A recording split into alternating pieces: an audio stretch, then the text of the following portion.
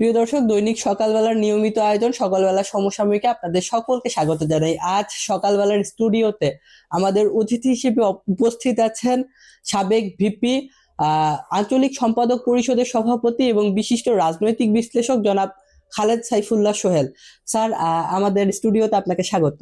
ধন্যবাদ আপনাকেও আমাকে আমন্ত্রণ জানানোর জন্য। ধন্যবাদ সকালবেলার সমস্ত দর্শক শ্রোতাকে। যে বিষয়টি আমরা জানার চেষ্টা করব, আজ বাংলাদেশের 101 জন শীর্ষস্থানীয় আলেম একটি বিবৃতি দিয়েছেন এবং সেই বিবৃতিতে জামায়াত ইসলাম এবং ইসলামী আন্দোলন বাংলাদেশের নেতৃত্বাধীন যে 10 দলীয় জোট, সেই জোটের বিষয়ে বলেছেন যে এটি নিছক একটি রাজনৈতিক জোট। ভোটের মাঠে সুবিধা করার জন্য এই জোট গঠন করা হয়েছে এবং এটি ইসলামিক কোনো জোট নয় এবং এই জোটের বিষয়ে বাংলাদেশের মানুষকে সতর্ক থাকার জন্য, বিভ্রান্ত না হওয়ার জন্য 101 শীর্ষ আলেম বিবৃতি দিয়েছেন। তো এই বিবৃতির বিষয়ে যদি আপনার রাজনৈতিক বিশ্লেষণ দর্শকদের উদ্দেশ্যে একটু করতেন। ধন্যবাদ আপনাকে। যে প্রশ্নটা আপনি করেছেন, সরি, যে 101 জন আলেমের বিবৃতি আজকে দেখেছি, আপনারাও এটার উপরে স্পেশাল নিউজ করেছেন। যে বিবৃতিটা ওনারা দিয়েছেন ওনাদের পক্ষ থেকে, এটা তো সঠিক। এই জন্যে যে আলেম সমাজ ইসলামের নামে যদি কোনো জোট হয়, সেটা তো সমস্ত আলেমদেরকে নিয়ে হতে হবে। এই শুধু ইসলামী আন্দোলন বলেন, জামাতে ইসলামী বলেন, দুইটা ইসলাম দল নিয়ে হলে তো এটা হবে না। হইতে হবে ইসলামিক দল অনেক আছে।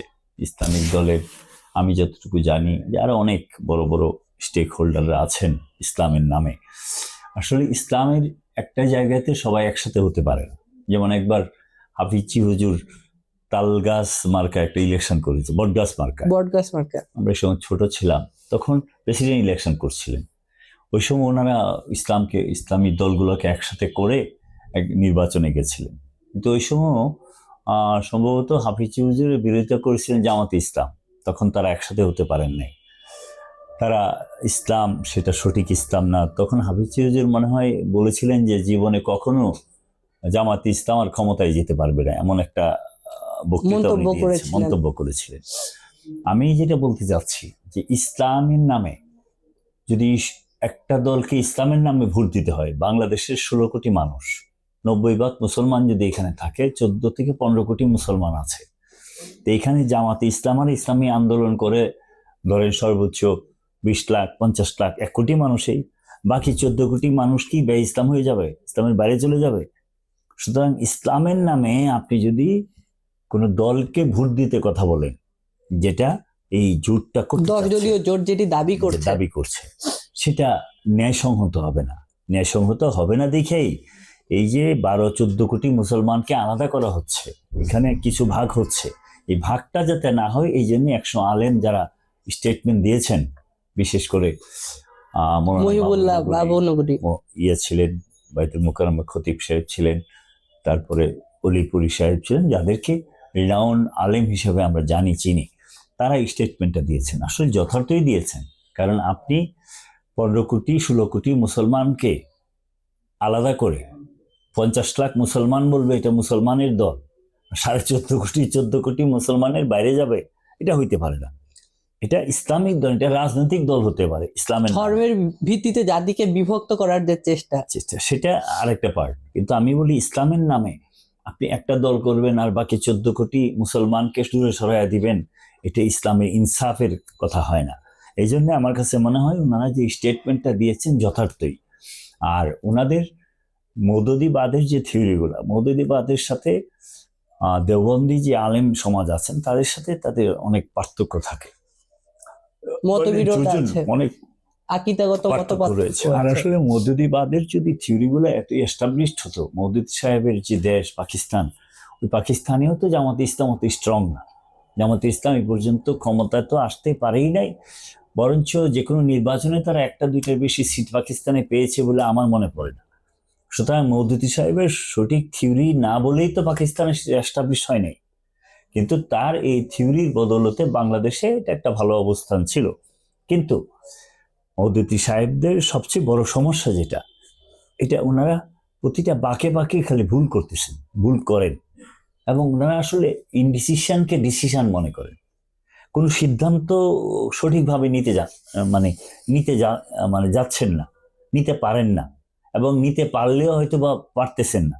না হলে আপনি দেখেন জামাতে ইসলাম একটা 5ই আগস্টের পরে একটা ভালো অবস্থানে ক্ষমতার কাছাকাছি ছিল এবং ডক্টর ইউনূস সাহেবের ভালো একটা আশীর্বাদ ছিল, উপদেষ্টা যারা বাচ্চারা হয়েছিল তাদেরও আশীর্বাদ ছিল। আমরা তখন বলেছি যে জামাতে ইসলাম এনসিবির ছেলেদেরকে পুষতে পুষতে বড় করছে, এনসিবির ছেলেদেরকে নেতৃত্ব দিচ্ছে এবং তারা যে মিসগাইড হচ্ছে সেটা জামাতে ইসলামের বুদ্ধিতেই হচ্ছে।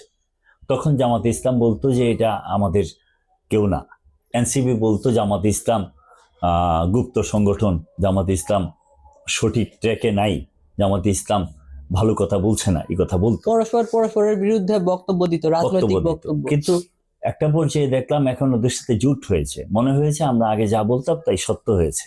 সুতরাং আমার বক্তব্য যেটা, জামাতে ইসলাম তাদের জন্মের পর থেকে বাঁকে বাঁকে ভুল করেছে, 47-এ ভুল করেছে, 71-এ ভুল করেছে, বাংলাদেশের স্বাধীনতার পরেও স্বাধীনতার রাজনীতিতেও ভুল করেছে। 86 সনে সবাই যখন নির্বাচনে বিরোধিতা করলো, কেউ যাবে না, হাসিনা চলে গেলেন, জামাতকে সঙ্গে নিয়ে গেলেন, জামাতও গেলেন। মানে ওই সময় তারা সেই মুনাফিকিটা মানুষের সাথে করেছিল, যেটা মানুষ ভালোভাবে নেয়নি। পরে আবার 2 বছর পরে ভুল বুঝতে পেরেছেন। প্রতিটা বাকি জামাত ইসলাম এই কাজগুলো করেছে। ইসলামী আন্দোলন, তারা তো 17 বছর হাসিনাকে বাতাসই দিয়েছেন, পীর সাহেব হুজুর। এখন উনি 18 সনের পরে ওনাকে যখন প্রবলেমে ফেলে দিলেন, উনি তখন আবার চেঞ্জ হয়ে আবার একসাথে হলেন। কিন্তু ইদানিং আবার ওনার একটু বাতাস দিতে মানে ভালো লাগতেছে না, শীত বেশি পড়েছে, পৌষ মাসের কুয়াশার মধ্যে পীর সাহেবের মনে ঠান্ডাও লাগছে, এই জন্য উনি আর ইচ্ছা করতেছেন না জামাতকে বাতাস দিতে। আসলে ওনার যে মাযহাব, ওনার যে থিওরি, ওনার যে সিস্টেম, আকীদা, যেটা ওনার আকীদা এবং জামাতের আকীদা তো এক না, পরস্পর বিরোধী।